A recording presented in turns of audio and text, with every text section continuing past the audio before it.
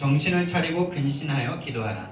정신을 차리고 근신하여 기도하라 라는 제목으로 하나님 말씀 증거합니다. 이제 베드로의 서신, 베드로가 초대교회에 보낸 서신의 결론을 향해서 달려갑니다. 베드로 사도는 1장에서 오직 예수 그리스도를 믿는 금보다 귀한 믿음에 관하여 말씀하였고요. 2장에서는 친히 나무에 달리사 우리 죄를 담당하신 예수의 아름다운 덕을 선포하라고 말씀하셨습니다. 3장에서는 단번에 죄를 위하여 죽으사 우리를 하나님 앞으로 인도하신 구원의 산소망에 관한 이유를 증거하라고 말씀하셨고요. 또 5장 이제 마지막 장에서는 마귀를 대적하라 이렇게 말씀을 하시고, 오늘 본문인 4장에서는 기도에 대한 강조를 말씀하고 있습니다. 기도에 대한 강조를 하는데 정신을 차리고 근신하여서 기도하랍니다. 이 베드로 사도의 어떤 성격이 묻어나는 단어들인 것 같아요. 정신 차리고 근신하면서 기도하라는 거예요. 정신 차리고 근신하면서 기도해요. 정신을 차려라. 흥미하지 말으라는 거죠. 정신 차려라라는 말을 우리가 할 때 그 사람이 좀 다른 행동을 할 때, 원래의 행동이 아니라 다른 거를 막 하려고 그럴 때 네 정신 차려 이러잖아요. 학생인데 공부를 해야 되는데 공부 안 하고 막 다른 거 하려고 그럴 때 네 정신 차려라 이러잖아요. 우리 기도가 우리의 본분이라는 것이, 기도하라고 우리를 부르셨다는 거예요. 성도들이 해야 될 것이 기도라는 것인데 기도 안 하고 자꾸 다른 것 하는 것을 하는 사람들에게, 하는 성도들에게 정신 차려라 이겁니다. 또 근신이라는 말은 뭡니까? 근신하여 기도라는 건데, 이 근신하라는 단어를 찾아보면은 말이나 행동을 삼가고 조심함이라는 뜻인데, 이 뜻으로도 별로 이렇게 큰 뜻이 우리에게 잘 안 와닿습니다. 근데 근신이라는 것을 또 어떨 때 쓰냐면은, 어떤 사람이 특히 이제 목사나 또 어떤 뭐 선생님들이나 이런 공직자들이 어떤 큰 실수나 잘못을 했을 때 근신 처리를 합니다. 근신의 벌을 주죠. 그러면 어떻게 해야 되죠? 근신 기간 동안에는 그 일을 못 합니다. 선생의 일을 그만두고 좀 정지하고, 또 목사의 일을 잠깐 정지하고 오직 하나님만을 생각하고 하나님께 기도하는 것만을 딱 하게 만드는 시간이 바로 근신의 기간이죠. 그 선생의 일을 하지 못하게 하면서 선생 본원의 일이 무엇인지를 생각하게 하고 자신의 죄를 깨닫게 만드는 그런 시간이 바로 근신의 시간이죠. 그러니까 기도하기 위해서 근신하는 마음으로 다른 것을 정죄하고, 다른 것들을 정죄하고 기도하라는 말이에요. 그러니까 기도가 우리의 원래 할 일이라는 것을 말씀하시는 것입니다.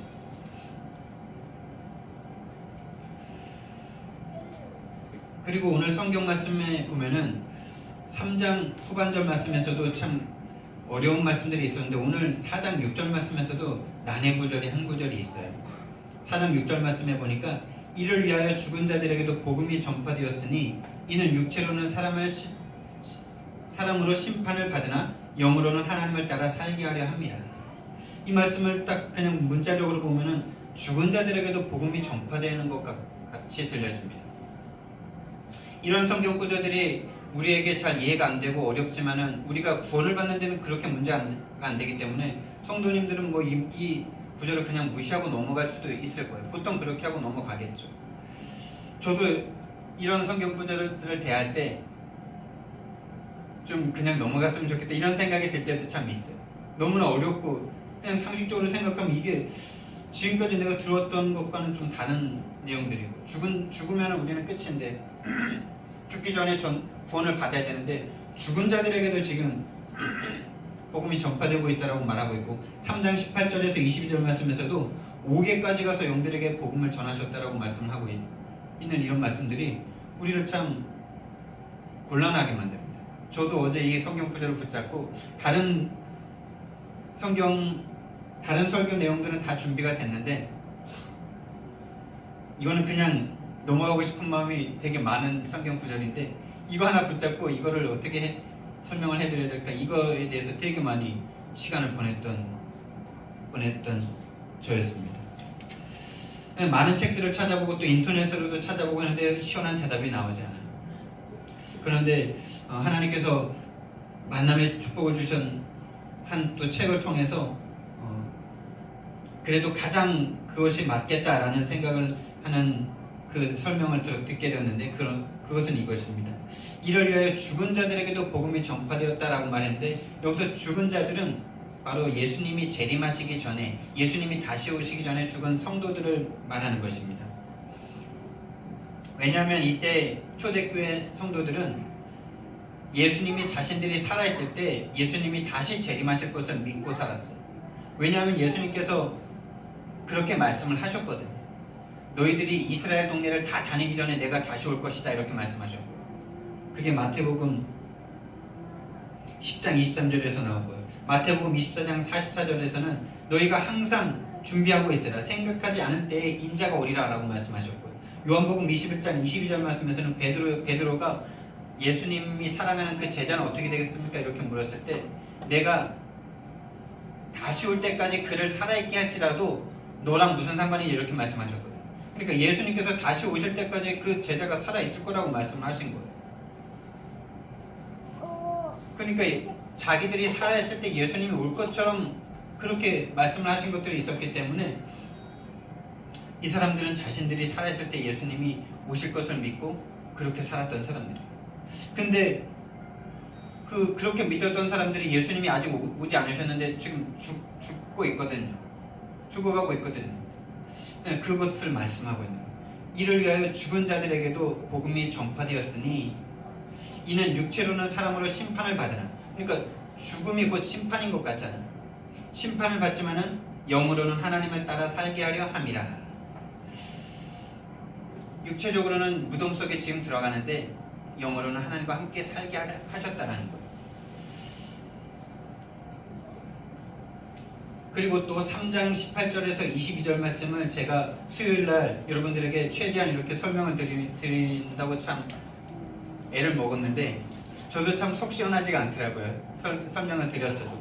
그런데 다시 한번 이 성경 구절에 대해서 말씀을 드린다면은 그가 또한 영으로 가서 옥에 있는 영들에게 선포하시니라. 그들은 전에 노아의 날 방주를 준비할 동안 하나님이 오래 참고 기다리실 때에 복종하지 아니하던 자들이라. 그러니까 노아 때 있는 그 사람들에게 예수님께서 가서 복음을 전한 것처럼 지금 말씀 그냥 문자적으로만 보면 그런 설명이거든요.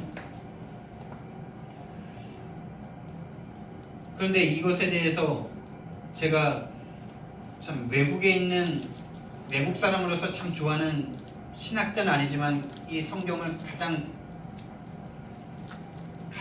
정말 이해하기 쉽게 풀어준 그 C.S. 루이스를 참 좋아하고 또 한국에 최근에 만난 목사님인데 그분 목사님이 하신 그 두 가지가 저에게는 가장 마음으로 와닿더라고요.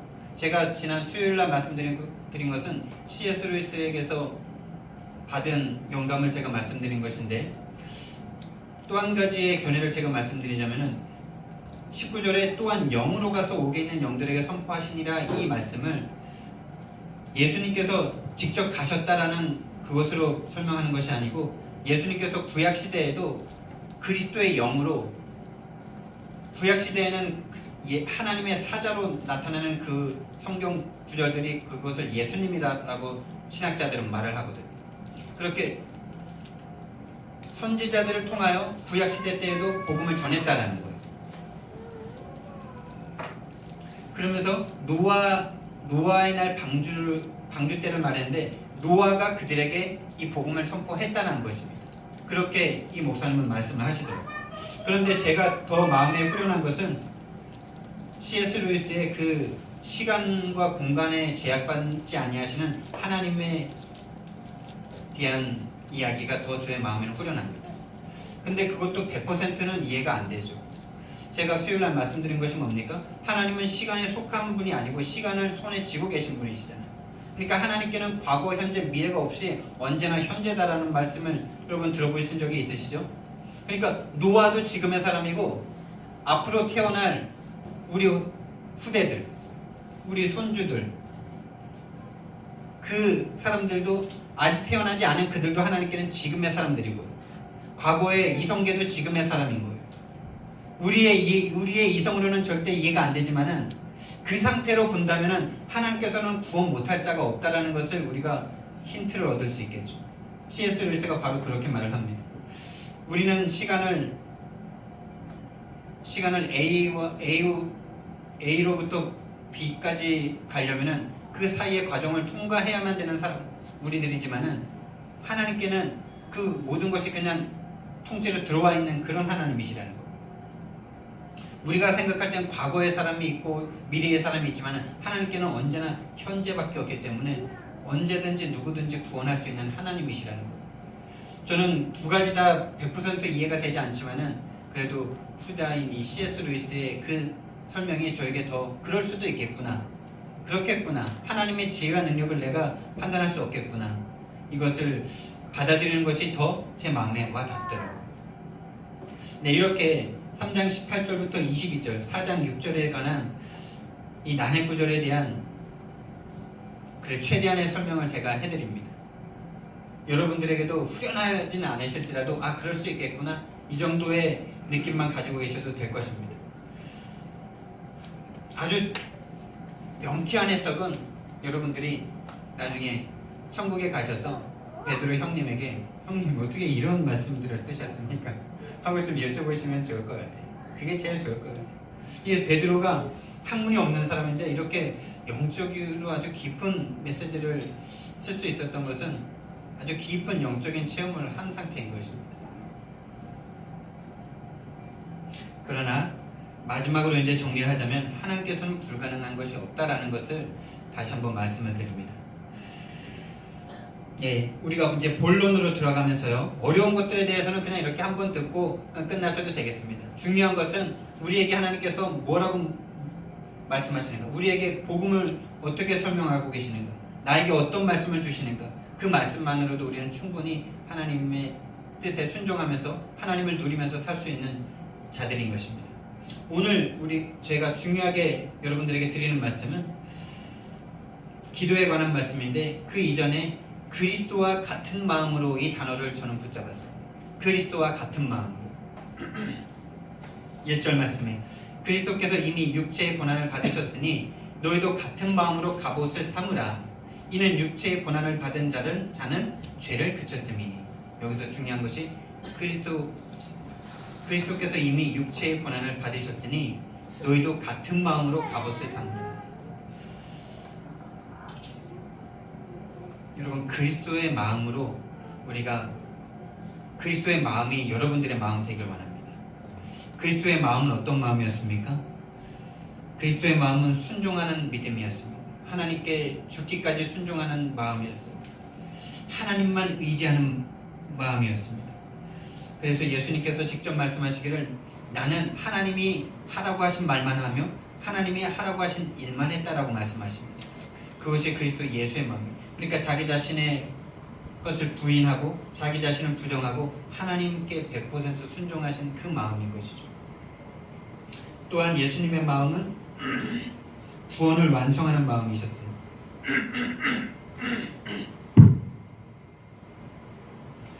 예수님께서는 그 십자가를 어떻게 해서든지 피할 수 있으면 피하고 싶은 그런 고통의 십자가였습니다. 하나님으로부터 외면당하는, 하나님으로부터 단절되어지는 그 고통을 최고로 느끼는 그런 형벌과 같은 그런 십자가였던 것이죠. 그런데 예수님께서는 말씀하십니다. 그것이 하나님의 뜻이라면 내가 그 뜻대로 되길 원한다. 그 마음은 무엇이었냐? 그 말은 다른 말로 하면 무엇이냐? 예수님께서 하나님께 기도하신 그 내용.